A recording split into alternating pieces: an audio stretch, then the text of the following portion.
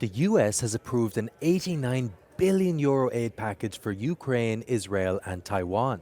Ukraine has been running out of weapons and has warned that if it doesn't receive more from its allies, Russia will make advances. The vote was passed 311 to 112. On this vote, the ayes are 311 and the nays are 112. The bill is passed. Oh, one voting present. I missed it, but thank you. Okay. The House will be in order.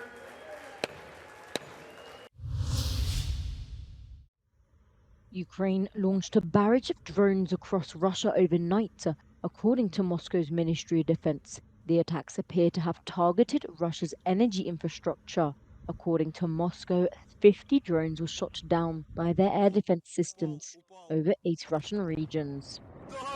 Meanwhile, in Ukraine, civilians and even priests are helping produce weapons and other equipment for their army.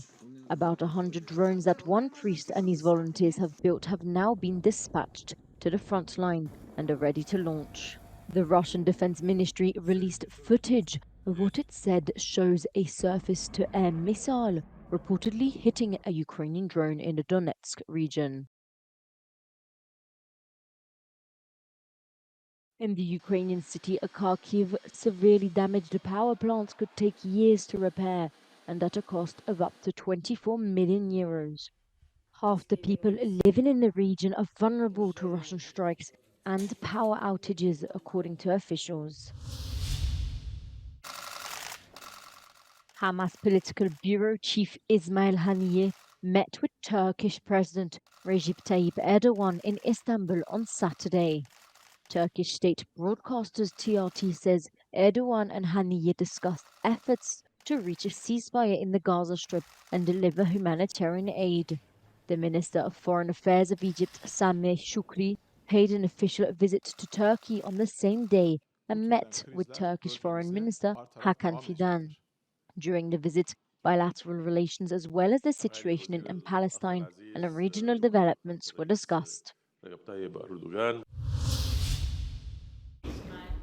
Representatives from 5 Mediterranean countries most affected by migration met today.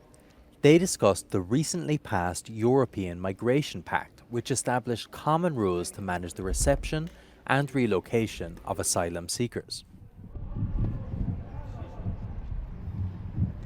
Hemos expresado hoy nuestro pleno compromiso con la aplicación de ese pacto, que será sin duda alguna trascendental para el futuro de Europa y desde luego también para esta tierra.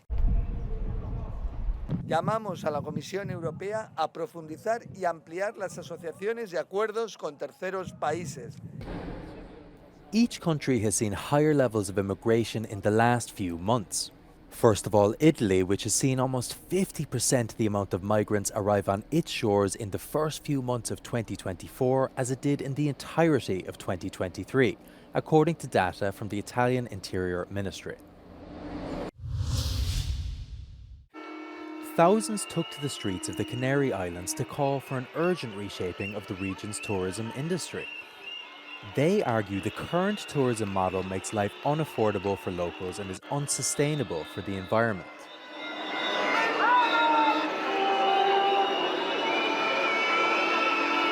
No estamos en contra del turismo, estamos en contra de un modelo que nos ha llevado al deterioro de nuestra tierra, de nuestra gente, porque la ganancia y el crecimiento del turismo no se ve reflejado en la sociedad.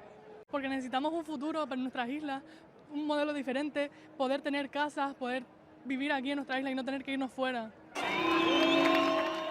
The protests take place under the banner "The Canaries Have a Limit" and are backed by environmental groups including Greenpeace and the Worldwide Fund for Nature.